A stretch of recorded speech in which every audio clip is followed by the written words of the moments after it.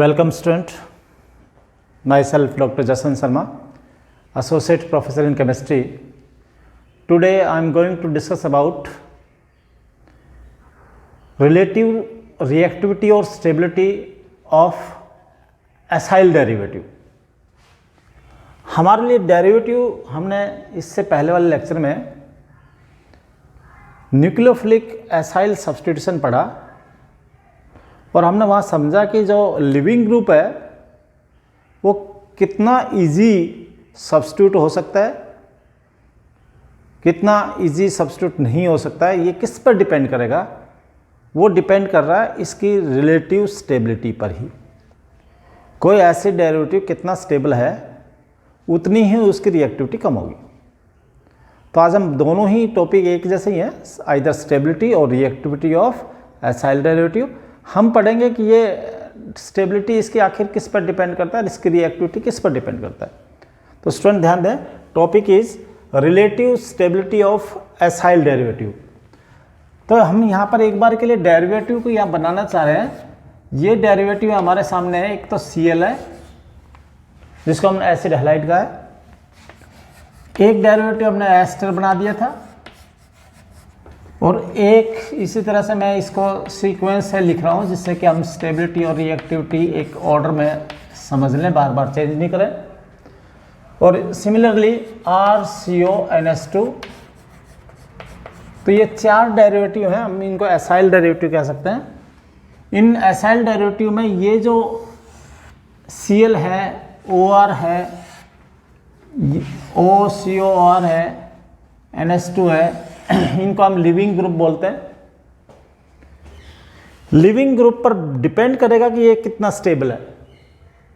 ये चीज़ कॉमन है, CO common है, RCO कॉमन है, RCO कॉमन है। लिविंग ग्रुप पर डिपेंड कर रहा है कि ऑलरेडी एग्जिस्ट मॉलिक्यूल कितना स्टेबल है।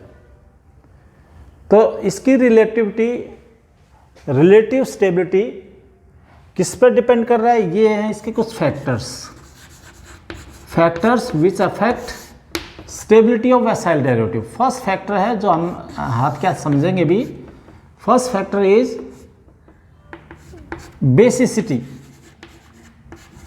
Basicity of leaving group. Basicity of leaving group कितना बेसिक है, वो बेसिसिटी क्या है उसकी, उस लिविंग ग्रुप की। हमें इस पर भी फोकस कर लेना चाहिए कि इसकी बेसिसिटी क्या है। तो स्टूडेंट यहाँ पर एक बहुत इंपॉर्टेंट पॉइंट मैं यहाँ बताने जा रहा हूँ, जिसकी जितनी ज़्यादा बेसिसिटी होगी उसकी रिएक्टिविटी न्यूक्लियोफिलिक एसाइल सब्स्टिट्यूशन उतना ही कम होगा, उतना ही कम होगा। या यूँ कह लो, जिसकी बेसिसिटी ज़्यादा होगी स्टेबिलिटी भी ज़्यादा होगी। बेसिसिटी और स्टेबिलिटी, तो अगर हम स्टेबिलिटी की बात करें या रिएक्टिविटी की बात करें तो रिएक्टिविटी और स्टेबिलिटी इनवर्स तो है ही। तो ये बात भी यहाँ पर बिल्कुल तय कर लिया जाए कि स्टेबिलिटी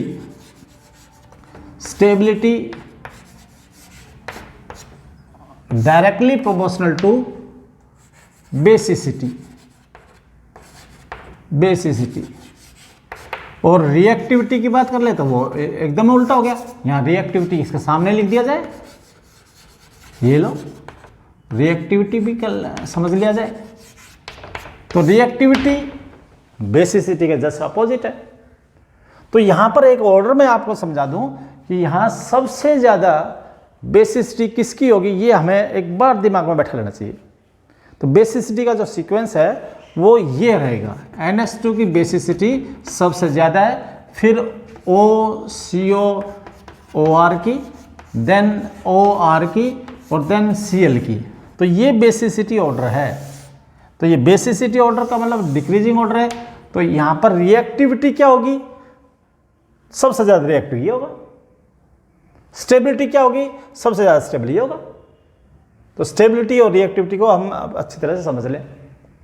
तो ये ऑर्डर आप यहाँ पर दिमाग में बैठा लें, बेसिसिटी ऑर्डर, ये क्लियर कर रहना चाहिए बस। This is very important, very very important, ये आपको दिमाग में बैठाना बस। तो फिर अपने आप ही ये एक फैक्टर समझ में आ जाएगा कि बेसिसिटी पर भी हम डिपेंड करते हैं रिएक्टिविटी और स्टेबिलिटी को समझाने के लिए। तो first factor I think clear. Second factor is very important again, electronegativity of group Lg which is directly attach with CO। इस ग्रुप की यानी हम यहां पर इलेक्ट्रोनेगेटिविटी ऑफ Lg कहते हैं, लिविंग ग्रुप की इलेक्ट्रोनेगेटिविटी पर भी डिपेंड करता है।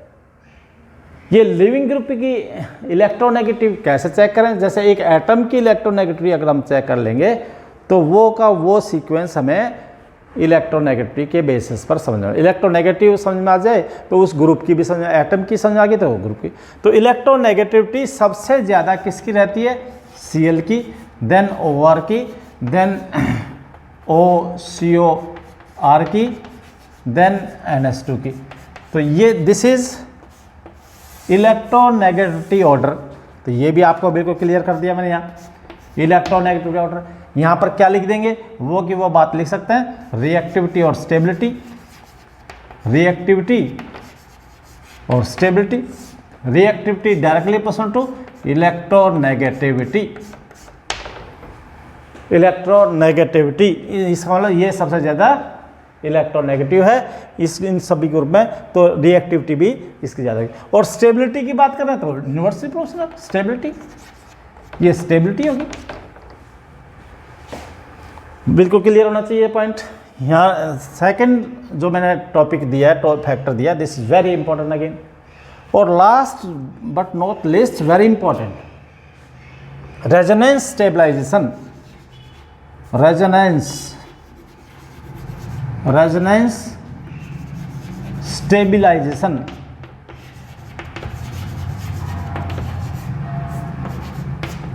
ये बहुत इंपॉर्टेंट है। Resonance stabilization of acyl derivative, acyl derivative, resonance stabilization of acyl derivative. This also depend on about two factors और बेसिसिटी। तो वो की वो बात यहां पर समझ लिया जाए कि जिसकी बेसिसिटी ज़्यादा होगी उसमें रेजोनेंस स्टेबलाइजेशन ज़्यादा होगा, रेजोनेंस स्टेबलाइजेशन बहुत ज़्यादा मिलेगा जिसमें बेसिसिटी ज़्यादा होगी। तो ये सीक्वेंस बना।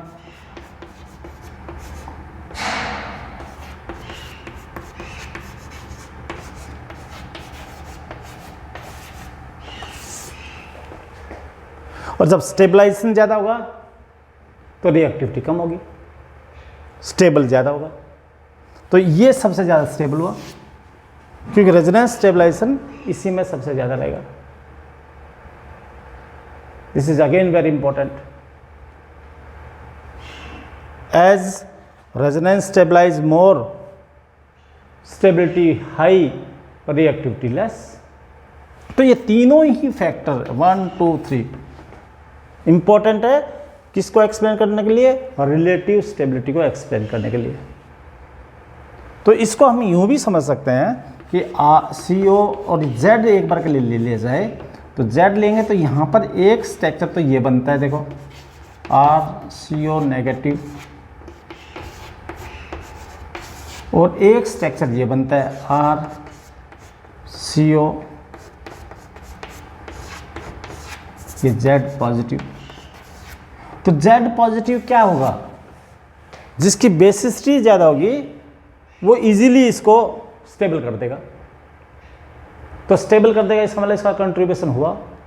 तो 1 2 और 3 स्ट्रक्चर में इनका रेजोनेटिंग स्ट्रक्चर का कंट्रीब्यूशन जितना ज़्यादा होगा, अगर बाय द वे ये Cl हो तो Cl ज़्यादा है तो इसके लिए इलेक्ट्रोनेगेटिविटी ज़्यादा है,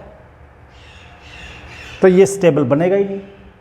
और ये स्टेबल नहीं बनेगा इसका मतलब ये एक्सप्लेन किया जा रहा है कि ये स्टेबल नहीं है, रेजोनेंस स्टेबलाइज नहीं होगा अगर Cl है तो, और यदि ये है तो ये रेजोनेंस स्टेबलाइज हो जाएगा। तो ये 3 स्ट्रक्चर का कंट्रीब्यूशन भी इसकी स्टेबिलिटी को समझाने के लिए इंपॉर्टेंट है। तो इसका मतलब 1 2 3 तीनों फैक्टर्स हमारे लिए इसको एक्सप्लेन करने के लिए stability, relative stability of acyl group के लिए काफ़ी इंपॉर्टेंट है। तो स्टूडेंट आई थिंक आप तीनों फैक्टर को अच्छी तरह समझ चुके होंगे। बस आज के लिए इतना ही। Thank you.